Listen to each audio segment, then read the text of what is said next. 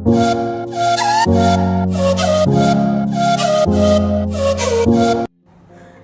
Friends, आज हम my डेस्कमेट part 20 की शुरुआत करने जा रहे हैं। अगर आपने इस चैनल को सब्सक्राइब नहीं किया तो इस चैनल को सब्सक्राइब कर लीजिए। Let's begin. जियान सियांची को कहता है रुको, तो सियांची कहती है अब क्या हुआ? तो जियान कहता है मैं अभी तुम्हारे साथ में मूवी देखने के लिए आ रहा हूँ, ऐसे भी मुझे शाम को कोई काम नहीं है। तो सियांची खुश हो जाती है और कहती है ग्रेट। और इतने में मैनेजर शाक आ जाते हैं।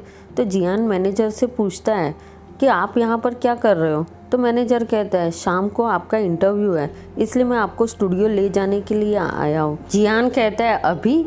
और इतने में यूसिन जी तो खुश हो जाता है और कहता है तुम जाओ, क्योंकि काम पहले आता है और ऐसे भी तुम सुपरस्टार हो। जब हम मूवी देखेंगे तो तुम्हें फ़ोटो भेज देंगे। जियान कहता है मैं कोई सुपरस्टार नहीं हूँ। तो सियांची कहती है हम तुम्हें हमेशा सपोर्ट करेंगे क्योंकि तुम हमारे लिए सुपरस्टार हो।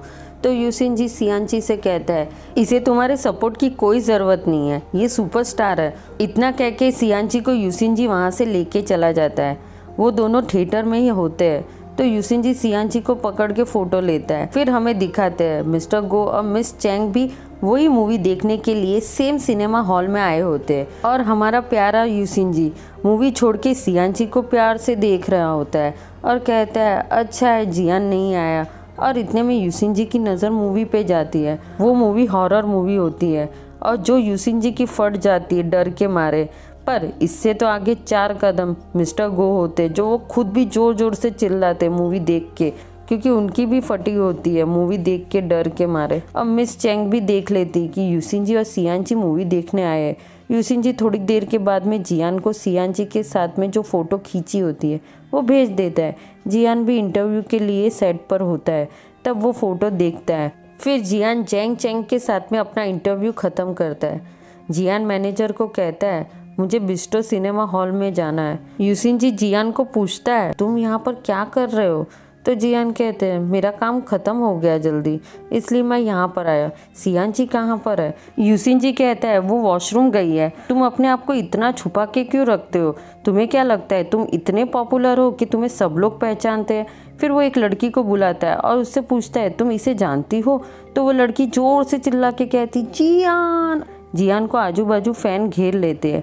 यूसिन जी जियान को खींच के लेके जाने के बदले किसी और लड़की के हाथ को पकड़ के उसे खींच के लेके जाता है। तो सियांची देखती है जियान को फैन ने घेर लिया है, तो वो आइडिया लगाती है और वो जोर से चिल्लाती है वहाँ पर जैंग चैंग आया है। और वो जियान को खींच के लेके जाती है और वो लड़की यूसिन जी पे भड़क जाती है और कहती है तुम पागल हो, मुझे क्यों यहाँ पर खींच के लेके आए? मैं तुम्हारी वजह से जियान को देख नहीं पाऊँगी। फिर ये तीनों साथ में होते हैं। तो यूसिन जी जियान को कहता है तुम जाओ, मैं इसे घर पे छोड़ दूंगा। तो जियान कहता है हम दोनों ऐसे भी नेबर हैं और एक ही सोसाइटी में रहते, तो मैं इसे छोड़ दूंगा, तुम घर पे चले जाओ। तो सियांची यूसिन जी से कहती है तुम जाओ, हम दोनों साथ में चले जाएंगे। तो यूसिन जी सियांची से कहता है तुम मुझे कभी भी सपोर्ट नहीं करती हो। और इतने में यूसिन जी को उसके डैड का फ़ोन आता है। तो उसके डैड उसे कहते हैं तुम घर पे आ जाओ, हम साथ में डिनर करेंगे। तो यूसिन जी वहाँ से चला जाता है। तो सियांची यूसिन जी को खुश होकर बाय बाय कहती है। जियान छुप छुप कर सियांची के फ़ोटो ले रहा होता है। तो सियांची पूछती है तुम्हें फ़ोटो लेने हैं तो मैं तुम्हारी मदद करके देती हूँ। सियांची जियान की फ़ोटो ले रही होती है तो वो खुद ही सियांची जियान को देखती रह जाती है। फिर उसके बाद वो फ़ोटो क्लिक करती है। तो जियान पूछता है फ़ोटो कैसी आई है? तो सियांची कहती इतनी परफेक्ट आई है, उस फोटो को प्यार से देखते ही रह जाए। जियान सियांची के हाथ में से सियांची का फ़ोन ले लेता है और खुद ही सेल्फी ले लेता है, जिसमें सियांची का शेडो होता है जियान के साथ में। सियांची वो फोटो देख के स्कूल में आ रही होती है। यूसिन जी सियांची से पूछता है तुम फ़ोन पर क्या देख रही हो? और वो फ़ोन ले लेता है और देख कर कहता है जियान के साथ में शेडो में तुम हो ना? तो सियांची पूछती है तुम्हें कैसे पता चला? यूसिन जी कहता है तुम्हारे साथ में मैं बहुत सालों से रहता हूँ, तो तुम्हारे ये जाड़े जाड़े पैर और ये बड़ा चेहरा क्या मैं नहीं पहचानूंगा? सियांची गुस्सा हो जाती है और इतने में जियान आता है। तो सियांची जियान के साथ में चली जाती है। तो यूसिन जी अकेले में कहता है जियान तुम अभी भी नहीं सुधरोगे ना?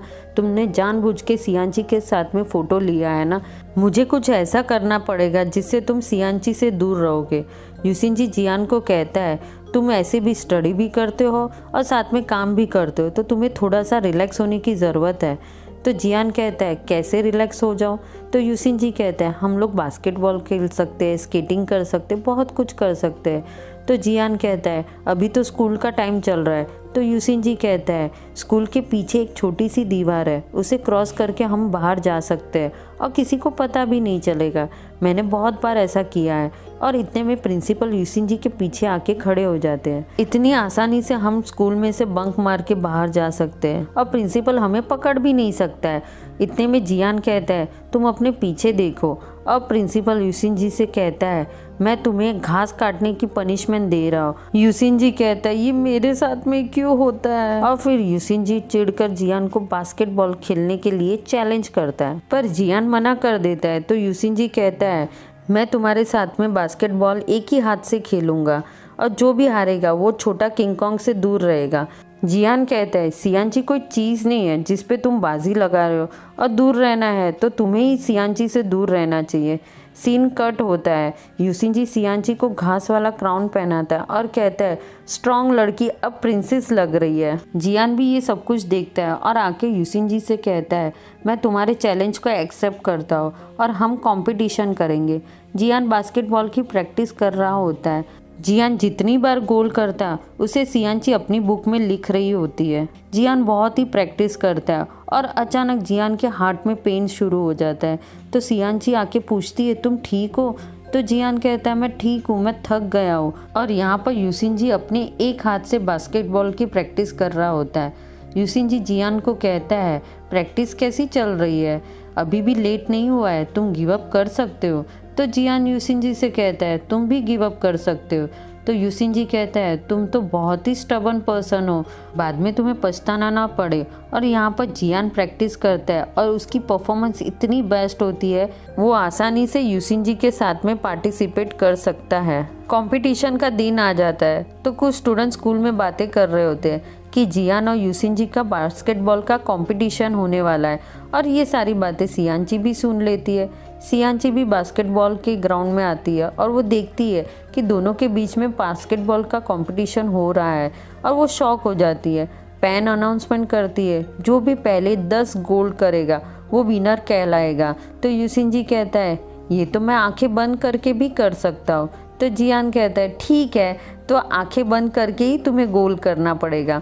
आंखें बंद करने के लिए पट्टी निकालता है और यूसिन जी भी शॉक हो जाता है और कहता है पूरी तैयारी के साथ में आए हो।